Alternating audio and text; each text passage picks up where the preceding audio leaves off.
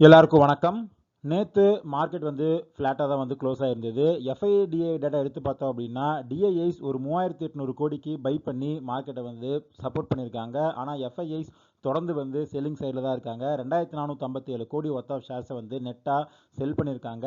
இப்போ இந்த மேலே மட்டும் நம்ம எடுத்து பார்த்தோம் அப்படின்னா, இப்போ வரைக்குமே எஃப்ஐஐஸ் வந்து ஒரு 24,300 கோடி ஒர்த் ஆஃப் ஷேர்ஸை வந்து செல் பண்ணியிருக்காங்க. டிஐஐஸ் ஒரு 46,400 கோடி ஒர்த் ஆஃப் ஷேர்ஸை வந்து பை பண்ணியிருக்காங்க. ஸோ மார்க்கெட் பெருசாக விழாமல் இருக்கிறதுக்கான முக்கியமான காரணம் டிஐஐஸ் தொடர்ந்து மார்க்கெட்டில் மணியை வந்து பம்ப் பண்ணிகிட்டே இருக்கிறது தான். அடுத்து நாம் ஃபாலோ பண்ணிட்டு இருக்கிற ஒரு சில கம்பெனிஸோட Q4 ரிசல்ட்ஸ் வந்து வந்திருக்கு. அது என்ன அப்படிங்கிறத ஒன்று ஒன்றா பார்க்கலாம். ஃபஸ்ட்டு கர்நாடகா பேங்க் இந்த குவார்ட்டர் சூப்பரான ரிசல்ட்ஸை வந்து கொடுத்துருக்காங்க. ப்ராஃபிட் வந்து 62% வந்து க்ரோ ஆயிருக்கு. இந்த குவார்ட்டரில் 408 கோடி கிட்ட ப்ராஃபிட் வந்து இவங்க பண்ணியிருக்காங்க. அது மட்டும் இல்லாமல் அசட் குவாலிட்டியும் நல்லாவே வந்து இம்ப்ரூவ் ஆயிருக்கு. லாஸ்ட் இயர் இதே குவார்ட்டரில் 3.08 இருந்த கிராஸ் என்பிஏ இப்போ குறைஞ்சி 2.78 வந்து மாறி இருக்கு. அதே மாதிரி நெட் என்பிஏவுமே 1% கீழே வந்து வந்திருக்கு. ஸோ அசட் குவாலிட்டி நல்லாவே வந்து இம்ப்ரூவ் ஆயிருக்கு. அடுத்து பிஸ்னஸ் அப்டேட் அப்படின்னு பார்த்தோம்னா, அட்வான்சஸ் 8% குவார்டர் ஆன் குவார்டர் வந்து க்ரோ ஆயிருக்கு. காசா டெபாசிட்ஸ் 11% வந்து க்ரோ ஆயிருக்கு. ஸோ இதுவுமே ஒரு பாசிட்டிவ் நியூஸ் தான்.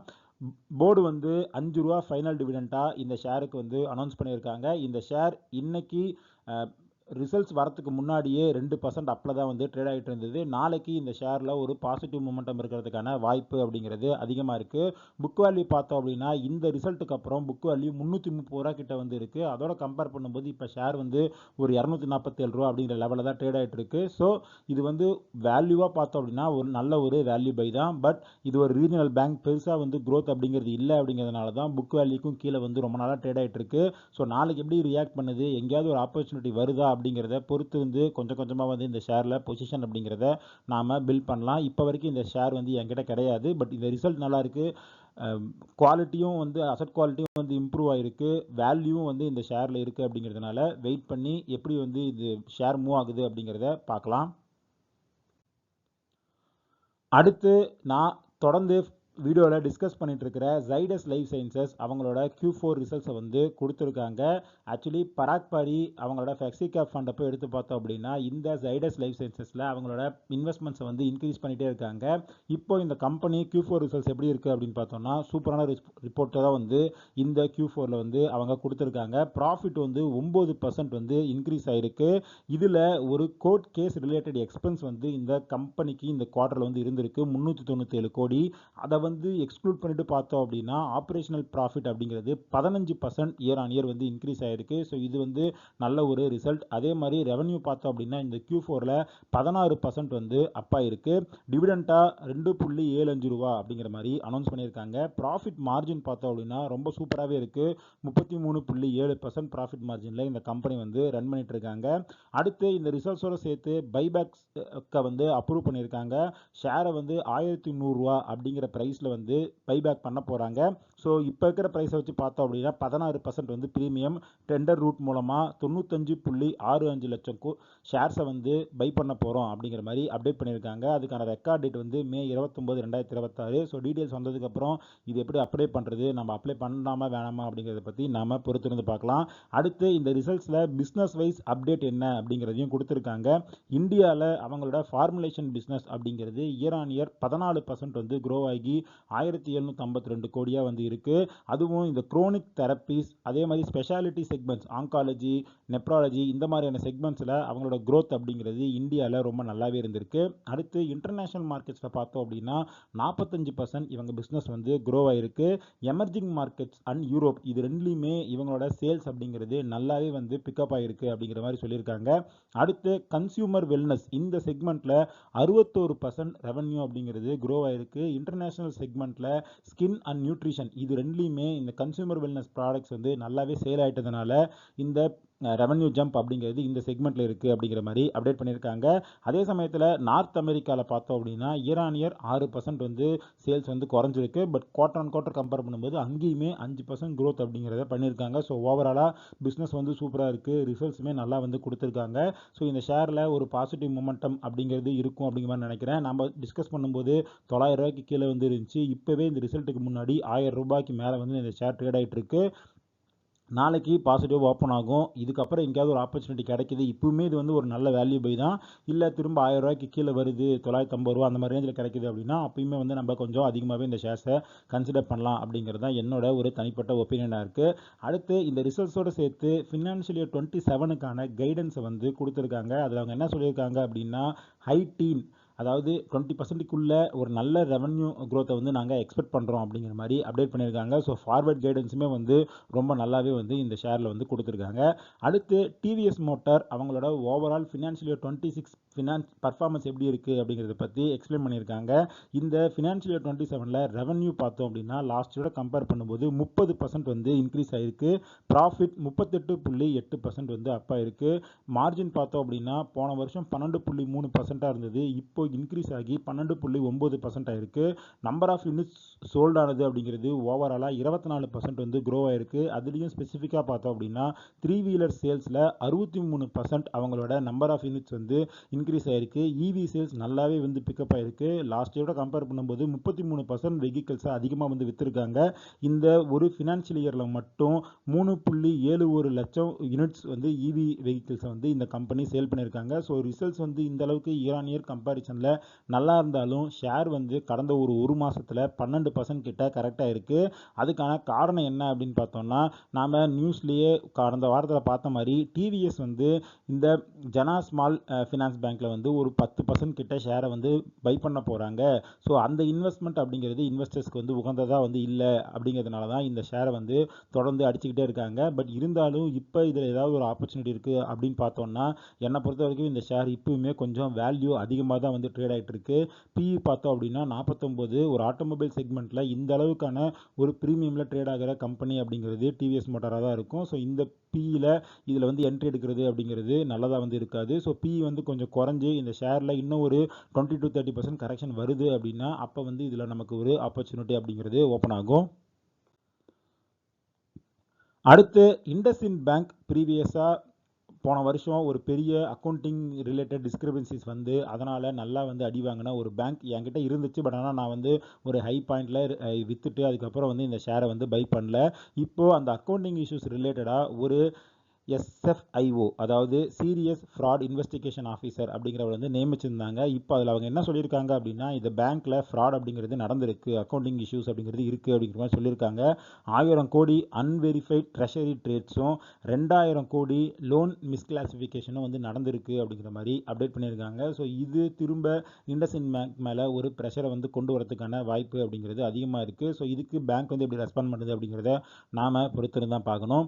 அடுத்து ஐடிசி அவங்களோட எஃப்எம்சிஜி பிஸ்னஸ் சிகரெட்ஸை தாண்டி இருக்கிறத க்ரோ பண்ணுறதுக்கு ரொம்ப அதிகமாக வந்து ஒர்க் பண்ணிகிட்டே இருக்காங்க. இப்போது பேபி கேர் செக்மெண்ட்டில் வந்து ஒரு மதர் ஸ்பேஷ் அப்படிங்கிற ஸ்டார்ட் அப்பில் வந்து அவங்க இன்வெஸ்ட் பண்ணிட்டு இருக்காங்க. இப்போது அதில் அவங்களோட ஸ்டேக்கை வந்து ரைஸ் பண்ணியிருக்காங்க அப்படிங்கிற மாதிரி அப்டேட் பண்ணியிருக்காங்க. 30 கோடிக்கு 1681 ஷேர்ஸை வந்து இந்த கம்பெனியில் பை பண்ணியிருக்காங்க. இதன் மூலமாக இந்த மதர் ஸ்பேஷில் ஐடிசியோட ஹோல்டிங் அப்படிங்கிறது 49.32% வந்து இன்க்ரீஸ் ஆயிருக்கு. அடுத்து ஐஜிஎல், இந்த இந்திரபிரதாஸ் கேஸ் லிமிடெட் அவங்களோட Q4 ரிசல்ட்ஸை வந்து கொடுத்துருக்காங்க. எப்படி கெயிலோட ரிசல்ட்ஸில் அவங்களோட ப்ராஃபிட் வந்து அடி வாங்கியிருந்துச்சோ அதே மாதிரி இந்த ஐஜிஎலோட ரிசல்ட்ஸ்லையுமே வந்து ப்ராஃபிட் அப்படிங்கிறது அடி வாங்கியிருக்கு. அதுக்கான காரணம் வெஸ்ட் ஏஷியாவில் நடக்கிற அந்த பிரச்சனை, அதனால் கேஸ் சப்ளையில் இருந்த ஒரு தடங்கல் அப்படிங்கிறது தான். இந்த ஐஜிஎலோட நெட் ப்ராஃபிட் வந்து 25% டவுன் ஆகியிருக்கு. இந்த குவார்ட்டரில் 338 கோடி தான் வந்து ப்ராஃபிட் பண்ணியிருக்காங்க. ரெவன்யூ பார்த்தோம் அப்படின்னா 5.6% இயர் ஆன் இயர் வந்து ரைஸ் ஆகிருக்கு. இந்த ஷேர் கடந்த 6 மாதமாக இந்த வார் சுச்சுவேஷன்லாம் ஆரம்பிச்சதுக்கப்புறம் 25% கிட்ட ஒரு ஃபாலில் தான் இருக்குது. டிவிடெண்ட் ஈல்டு மட்டும்தான் கொஞ்சம் நல்லா இருக்குது. டிவிடெண்ட்டுக்காக மட்டும்தான் இந்த ஷேரை கன்சிடர் பண்ணுறதுக்கு நம்ம வந்து ஒர்க் பண்ணணும். பட் இதை கம்பேர் பண்ணும்போது கெயிலே வந்து நமக்கு இந்த அளவுக்கு டிவிடெண்ட் வந்து கொடுக்குது, அதுவும் வந்து ஒரு நல்ல கம்பெனி அப்படிங்கிறதுனால இதை கம்பேர் பண்ணும்போது நான் வந்து பர்சனலாக கெயிலை டிவிடெண்ட்டுக்காக வந்து கொஞ்சம் கொஞ்சமாக அக்குமுலேட் பண்ணிட்டு இருக்கேன். இப்போ இருக்கிற ப்ரைஸில் கெயில் வந்து ஒரு நல்ல வேல்யூ பையாக வந்து நான் வந்து பார்க்குறேன் கம்பேர் டு இந்த ஐஜிஎல் ஷேர். அடுத்து பிபிசிஎல் வந்து அவங்களோட Q4 ரிசல்ட்ஸை வந்து கொடுத்துருக்காங்க. நாம் ஒரு வாரத்துக்கு முன்னாடி HPCL அவங்களோட Q4 ரிசல்ட்ஸை பற்றி டிஸ்கஸ் பண்ணியிருந்தோம். அங்கே ப்ராஃபிட் அப்படிங்கிறது 70%க்கு மேலே இன்க்ரீஸ் ஆகிருந்தது. பட் இங்கே பார்த்தோம் அப்படின்னா ப்ராஃபிட் குவார்டர் ஆன் குவார்டர் 58% கிட்ட டவுன் ஆகிருக்கு. ஆக்சுவலி இயர் ஆன் இயர் பார்த்தோம் அப்படின்னா இங்கேயுமே 28% கிட்ட ஒரு ப்ராஃபிட் அப் அப்படிங்கிறது இருக்குது. பட் குவார்டர் ஆன் குவார்ட்டரில் ஒரு பெரிய ஃபால் அப்படிங்கிறது ப்ராஃபிட்டில் இருக்குது. ரெவன்யூ பார்த்தோம் அப்படின்னா ஃப்ளாட்டாக தான் இருக்குது, 1.35 lakh crore. அது மட்டும் இல்லாமல் இந்த ரிசல்ட்டில் வந்து டிவிடெண்ட் அப்படிங்கிறத அவங்க வந்து அனௌன்ஸ் பண்ணல. ஒன் டைம் இம்பேர்மெண்ட் லாஸாக வந்து ஒரு அமௌண்ட் 4349 கோடி வந்து இந்த ரிசல்ட்டை வந்து அவங்க எடுத்திருக்காங்க.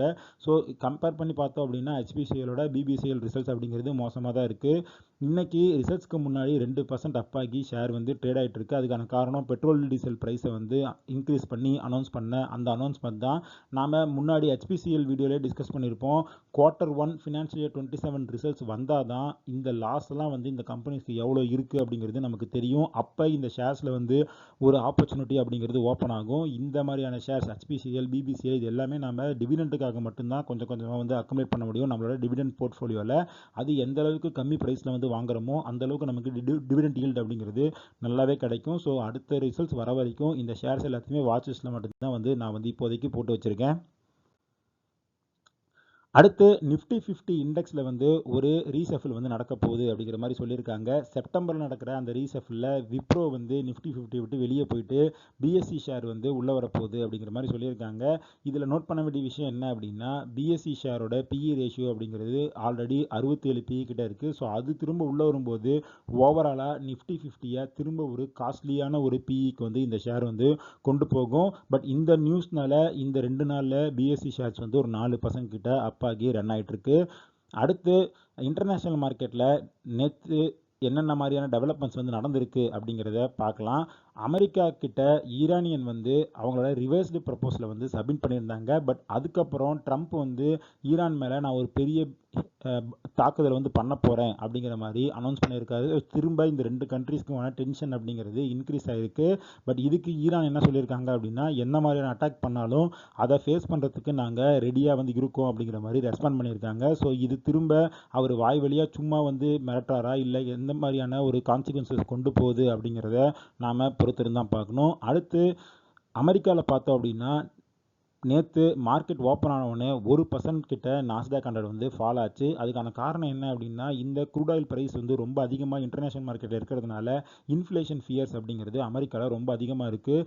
30 இயர் ட்ரெஷரி பாண்டு வந்து 5.19% ஈல்டில் வந்து இருக்குது. ஸோ இது 2008 ஃபினான்ஷியல் கிரைசிஸ்க்கு முன்னாடி இருந்ததை விட ரொம்ப அதிகமான ட்ரெஷரி ஈல்டு. ஸோ இது நடக்கும்போது கண்டிப்பாக ஷேர் மார்க்கெட்ஸில் இதோட ரிஃப்ளெக்ஷன் இருக்கும் அப்படிங்கிற பயம் வந்து அங்கே இருக்கிற அனலிஸ்ட் எல்லாத்துட்டையுமே இருக்குது. பட் லேட்டராக கொஞ்சம் வந்து ரிக்கவரி ஆகி நாஸ்டாக் 100 வந்து ஒரு 0.52% ஃபாலில் வந்து க்ளோஸ் ஆகிருக்கு.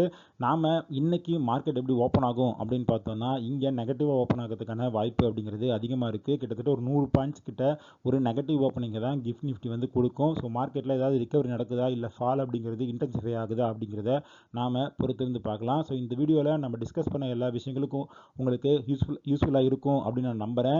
நம்ம டிஸ்கஸ் பண்ண எல்லா விஷயங்களுமே ஒரு இன்ஃபர்மேட்டிவ் பர்பஸ்க்கு தான். நீங்கள் இன்வெஸ்ட் பண்ணுறதுக்கு முன்னாடி ரிசர்ச் பண்ணுங்கள். ஒரு செபி ரிசர்வேட்டை செக் பண்ணிவிட்டு அதுக்கப்புறம் இன்வெஸ்ட் பண்ணுங்கள். இந்த வீடியோ பிடிச்சிருந்தா இந்த வீடியோ லைக் பண்ணுங்கள். நம்ம சேனலை சப்ஸ்கிரைப் பண்ணுங்கள். இதே மாதிரி இன்னொரு வீடியோவில் உங்களை மீட் பண்ணுறேன். அது வரைக்கும் நன்றி, வணக்கம்.